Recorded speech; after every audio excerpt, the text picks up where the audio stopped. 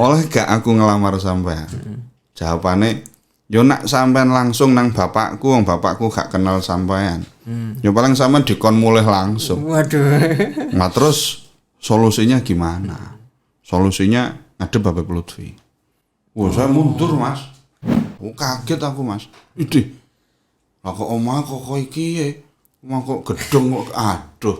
Berarti wong gede iki bapake iki. Saya bilang gitu di dalam hati. Tapi sudah kadung di sana, mundur wong lanang kok. Wes. Lanjut. Pemenah padha-padha Lirboyo. Kakak kelas. Senior ya.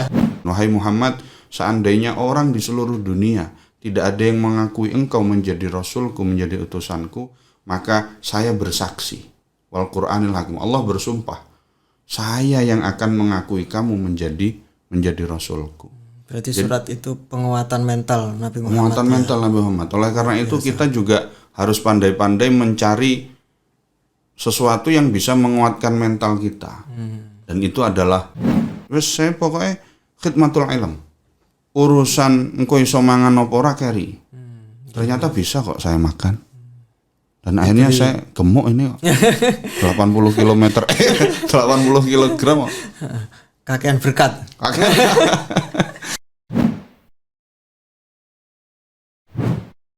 Niki cerita hijrah ke Pekalongan itu pripun? Oh ya. Cerita hijrah ke Pekalongan ini pertama karena cinta. Oh, ngaten nggih. Karena cinta, karena keseriusan saya terhadap seorang perempuan. Keseriusan saya, dan itu tantangan.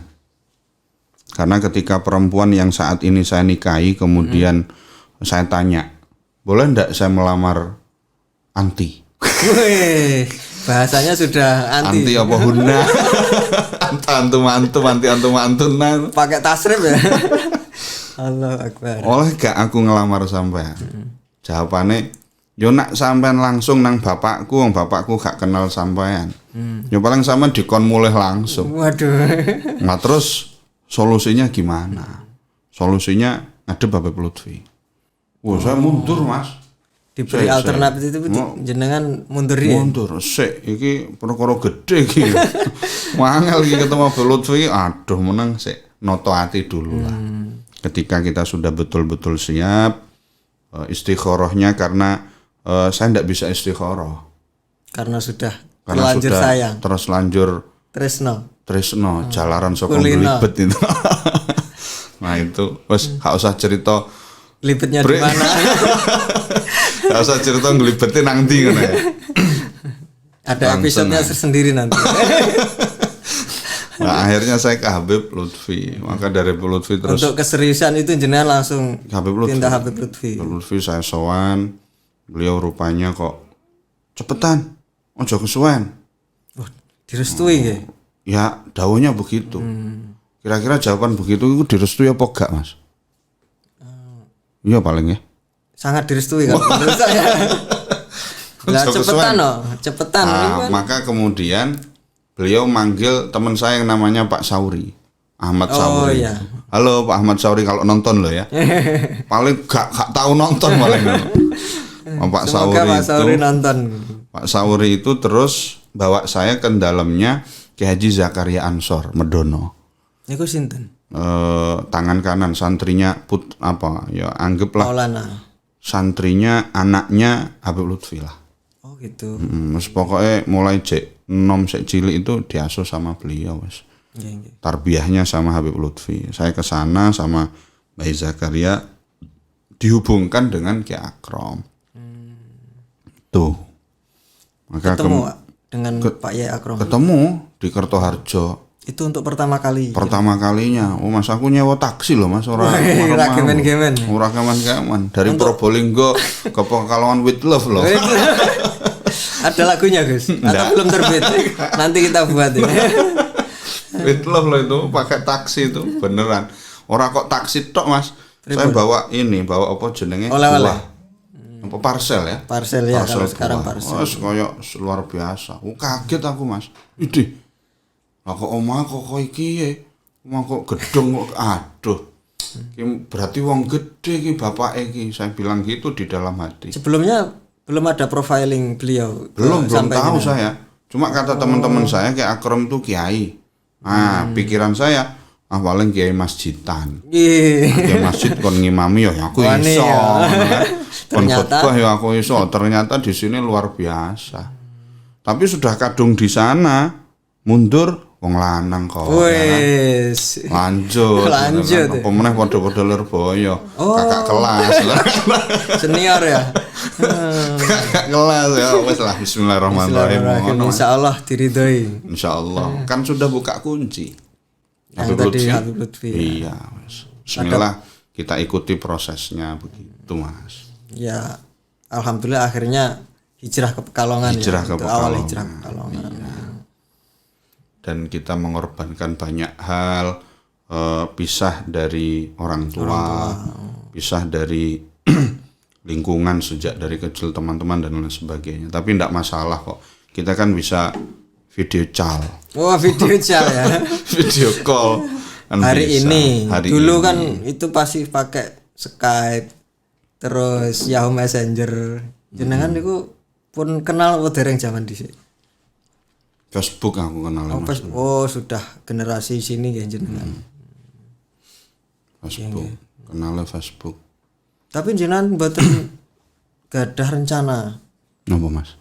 Waktu awal ke sini tuh memang sudah niat menetap di sini napa Memang diminta. permintaan Moro Sepuh begitu. Alhamdulillah. Jadi mau nggak mau jenengan harus siap di Pekalongan gitu. Ya, seperti itulah. Apapun itulah. Dan tentunya meneruskan perjuangan beliau. Ya, akhirnya perjalanan waktu saya meneruskan apa yang sudah dijalani oleh Moro Sepuh. Gitu. Mengisi pengajian-pengajian rutin beliau. Bagi yang mau saya lanjutkan. Kalau yang enggak mau ya silahkan cari yang lain. Di Seperti majelis-majelis ya. majelis-majelisnya beliau. Seperti itu. Nemu pulung lah istilahnya orang sini. Nemu pulung. Terus yang dikaji ini kan apa Gus? Kitab-kitab. Ya macam-macam. Beliau itu merupakan salah satu ulama yang kitab kajiannya di kampung-kampung itu besar-besar. Tergolong besar-besar. Ada Sofwatut Tafasir, ada jenenge tafsir Munir dan lain-lain itu kalau kelas kampungan itu besar loh Mas. Oke. Kelas-kelas kampung itu apalagi Di pesantren aja kan kita itu Iya. harus sudah tamat dulu baru ngaji itu ya. Sofwatut Tafasir itu kan jarang dikaji kalau di pesantren. Di Lirboyo sendiri kan kajian itu ndak masuk kurikulum. Satu ndak masuk kurikulum, kedua kalau misalkan dikaji ya hanya orang-orang tertentu yang mau mengkaji tentang Sofwatut Tafasir itu. Itu isinya tafsir. Tafsir. 4 juz apa 5 juz itu saya lupa. Besar ya. Besar. Itu kajian-kajiannya ke Akram salah satunya itu. Dan yang terkenal Mbak Akram adalah Ihya Ulumuddinnya itu. Seperti itu Mas. Berarti secara tidak langsung jenengan siap nggak siap Ihya insya Allah gitu diterusaken. Wallahu a'lam. Allah alam. Wallahu Saat ini a'lam. dereng. Enggak lah itu Mas kitab tuwa itu. Kitab tuwa ya sing ngaji ya kudune wong sing atine wis tuwa. Oh ngoten. Jenengan dereng merasa tua. Enggak, masih muda. Alhamdulillah masih merasa muda, semangatnya masih berkobar untuk berjuang. Saya enom lah. Saya enom lah. Kesimpulan, pesan-pesan hikmah lah gitu loh maksudnya. Selama perjalanan itu pengalaman ngaji. Jadi apa jenenge selama saya menjalani kehidupan ini ya banyak ada manisnya, ada garamnya. Saya ngambil dari apa yang dikatakan oleh Gus Hafid sajalah, bahwa perjalanan hidup seseorang itu tidak terlepas dari positif dan negatif. Kalau Allah saja difitnah memiliki anak, kalau Nabi Muhammad difitnah memiliki sihir dan lain sebagainya, apalagi saya. Ya. Kelapang dadaannya seperti itu ya. Nah, itu akhirnya setiap kali ada yang mencoba komentar negatif atau komentar positif, kita harus tetap stabil. Ketika kita dikomentari negatif, kita harus tetap stabil, jangan down. Oh iya. Ketika kita dikomentari positif, dialem istilahnya, di madhu, di kita dipuji, tidak perlu kemudian kita Merasa bangga. merasa tinggi lah. Ya. Nah, tetap kita belajar stabil lah. Kalau sekarang itu ada stabilizernya lah. Stabilizer ya. Jadi ketika digoyang Kayak sana, goyang kamera, sana, kamera canggih itu, saat ini ya. tetap lah posisinya dia tetap. Dan untuk menjadikan kita stabil, tidak up, tidak down, tetapi tetap berada di tengah itu memang bukan perkara yang mudah. Ya. Seringkali kita down ketika ada orang yang mencoba gembosi, tetapi kita buka sirah nabawi Ya. bahwa Rasulullah juga pernah down. Oh iya, Gus. Rasulullah juga pernah down dalam berjuang. Maka ketika Rasulullah dikatakan oleh orang-orang kafir, orang Mekah, kenapa sih kamu percaya sama Muhammad? Wong Muhammad itu anak yatimnya Abu Thalib. Wong Muhammad tidak pernah ngaji, tidak pernah punya guru. Lalu bagaimana mungkin dia menjadi nabi? Ini Nabi Muhammad don. Ya. Tetapi ketika Nabi Muhammad don, Allah menurunkan surah Yasin. Yasin wal Qur'anil Hakim. Innaka laminal mursalin. Wahai Muhammad, seandainya orang di seluruh dunia tidak ada yang mengakui engkau menjadi rasulku, menjadi utusanku, maka saya bersaksi. Wal Qur'anil Hakim. Allah bersumpah, saya yang akan mengakui kamu menjadi rasulku. Berarti surat itu penguatan mental Nabi Muhammad. Penguatan mental Nabi Muhammad. Oleh karena itu kita juga harus pandai-pandai mencari sesuatu yang bisa menguatkan mental kita. Dan itu adalah Allah Subhanahu wa taala. Itu saja sudah. Wong saya sendirian kok, Mas. Maksudnya Ya di Pekalongan saya punya siapa kecuali istri kan? Tidak ada. Maka saya kemana. Ya di Pekalongan saya punya siapa kecuali istri kan? Tidak ada. Maka saya kemana. Ya sudah istri itu. Ijtihad sendiri ya maksudnya. Iya sudah. Dengan tekad yang kuat untuk mandiri dan berjuang berdakwah ya. Itu saja sudah. Gitu Mas. Sederhana lah. Ya kan tidak terlalu angel-angel gitu Mas. Mungkin ada yang mau disampaikan untuk para fresh alumni pondok pesantren lah umumnya gitu. Biasanya kan mereka bingung ketika tamat mau ngapain. Itu barangkali Ustadz Ma'rufi punya tips yang bisa dibagikan karena jenengan sudah mengalami proses itu hingga titik ini gitu kan. Satu, seperti yang saya alami itu, kita ndak usah terlalu bingung dengan urusan ma'isyah. Oh, okay. Ndak usah terlalu bingung dengan urusan ma'isyah karena yang namanya rezeki itu sudah ada yang ngatur. Yeah. Tinggal bagaimana kita selalu berusaha untuk khidmah terhadap ilmu. Okay. Itu saja sudah Mas. Saja kuncinya gitu. Ketika dulu saya ditanting sama Mbah Yai, ditanting itu dikongkon ya, ditari, mau apa ndak ditari. gitu. Ditari. Iya, ditari. Untuk jadi pengurus Pondok Pesantren Safi Akrom Iya. oleh Mbah Kiai Haji Mustafa. Mbah Kiai Haji Mustafa. Apa Mas nama lo? Mustafa Bakri, itu sesepuh jenggot. Awakmu gelem gak ngurusi pondok? Karena di dalam hati terbesit lah bocah anak sing gelem ngaji. Pondok kok kaya ngono? Kok ndak ada ngajinya? Kondisinya. Ndak ada ngajinya. Oh, sekolah mawon. Sekolah tok ndak ada ngajinya atau ada ngaji tapi sing melu ngaji wong siji. Sing melu ngaji memprihatinkan, kondisinya memprihatinkan. Santri juga dengan sedikit. tergerak untuk 30 orang pada waktu itu. Maka saya yang ada di pikiran saya hanya khidmatul ilm aja sudah.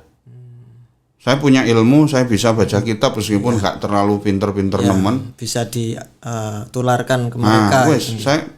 Saya pokoknya khidmatul ilm. Urusan engko iso mangan apa ora keri. Ternyata bisa kok saya makan. Dan akhirnya saya gemuk ini kok. 80 km 80 kg. Kakean berkat. Akan berkat. Alhamdulillah. Nah, Barokah. itulah.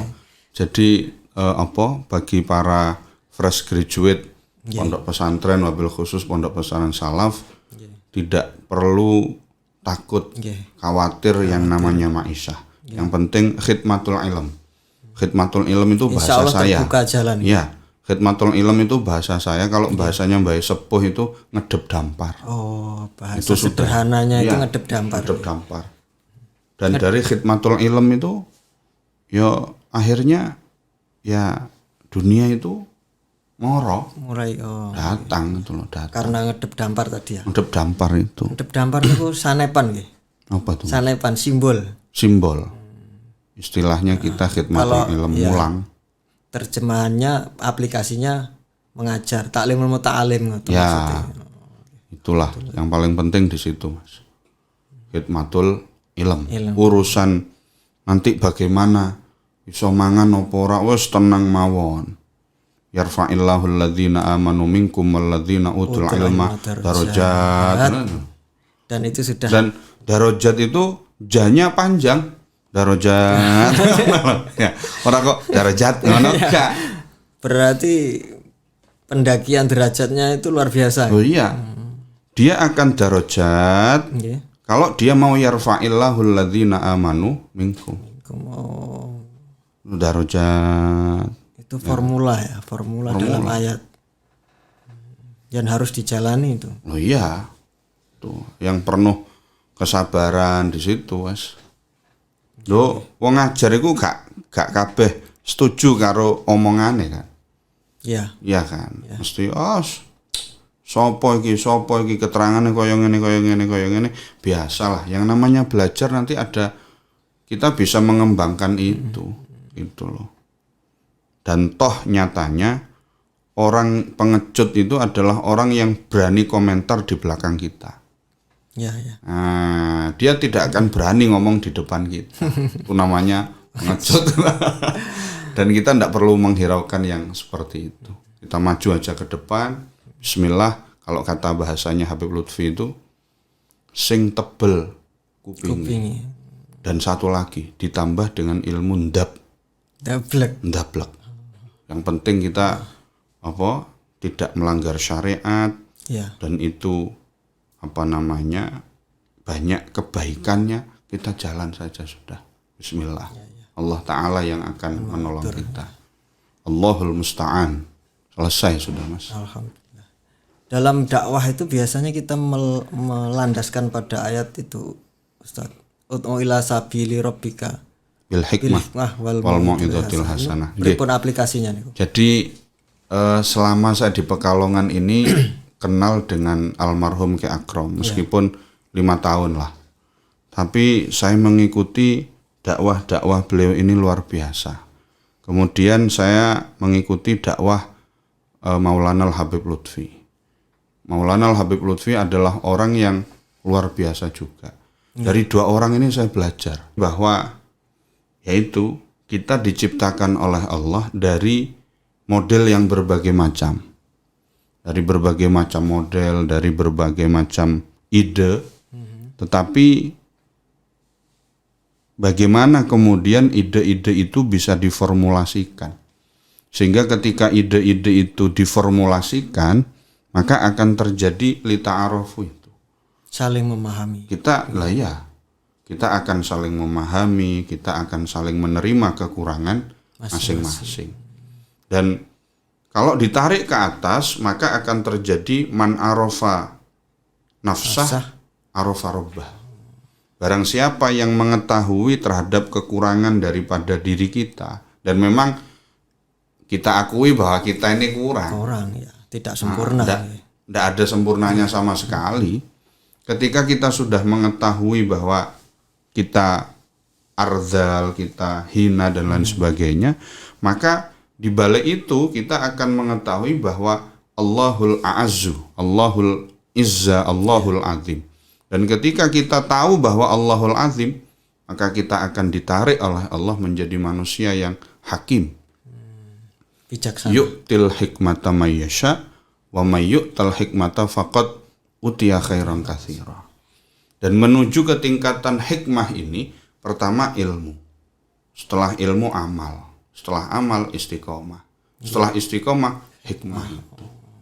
Kalau kita sudah di tingkatan hikmah, Masya Allah, jangankan hidupnya, matinya saja bisa bermanfaat untuk orang. Iya, matinya saya contoh Sunan Kalijogo, Sunan Ampel. Karena tadi ya udah yarfa'illahu Alladzina amanu minkum. Darajat itu fid dunya hatal akhirah. Dan bahkan Maulana Al-Habib Lutfi pernah mengatakan waliullah itu ada derajatnya yang terus naik meskipun beliau sudah wafat. Itu istimewa itu. Amal solehnya itu yang istimewa. Terus naik. Jadi kita ikhtiar lah. Pokoknya khidmatul ilm itulah. Karena para waliullah, para kekasih-kekasih Allah semuanya khidmatul ilm. Tidak boleh kita memandang itu hidungnya pesek, tidak usah diajar. Yang diajar yang mancung. Itu tidak benar itu. Bukan. Maka orang-orang yang seperti itu berarti ingkar terhadap ayat Al-Quran wa ja'alakum syu'uban wa qabaila lita'arafu. Kita dalam mengajar, dalam sosial tidak boleh milah-milih orang. Aku tak karo sing iki ae, karo sing iki ora, ndak boleh karena itu berarti mengingkari terhadap fitrah yang telah diciptakan oleh Allah Subhanahu wa ta'ala. Syu'uban wa qabaila lita'arafu itu. Nah, jadi harus ta'aruf lah. Ta'aruf itu harus saling memahami bahwa awake dhewe iki sapa sih nak ora ono kae. Kita tidak akan lahir kalau tidak ada dokter. Kan seperti itu. Bukan berarti dokter Tuhan kita. Tapi karena dokter itulah yang membantu kelahiran ibu kita. Sehingga di situ ta'arufnya kan di situ. Ta'arufu. Saling menguntungkan, saling baik,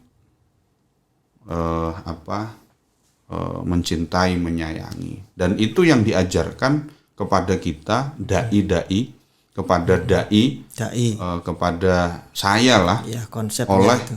Mbah Yai Akram Sofwan, oleh Maulana Al-Habib Lutfi.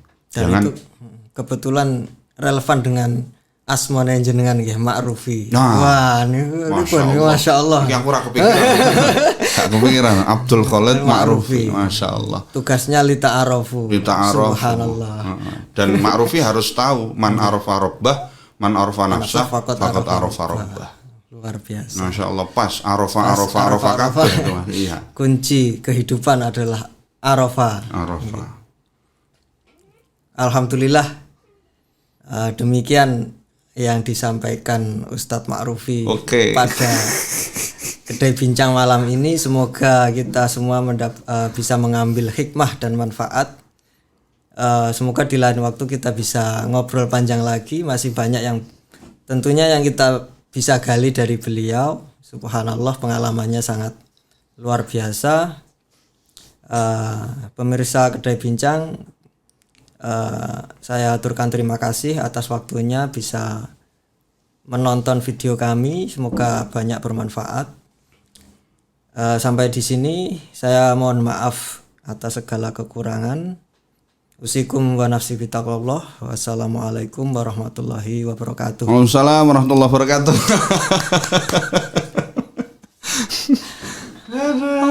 Masya Allah. Rada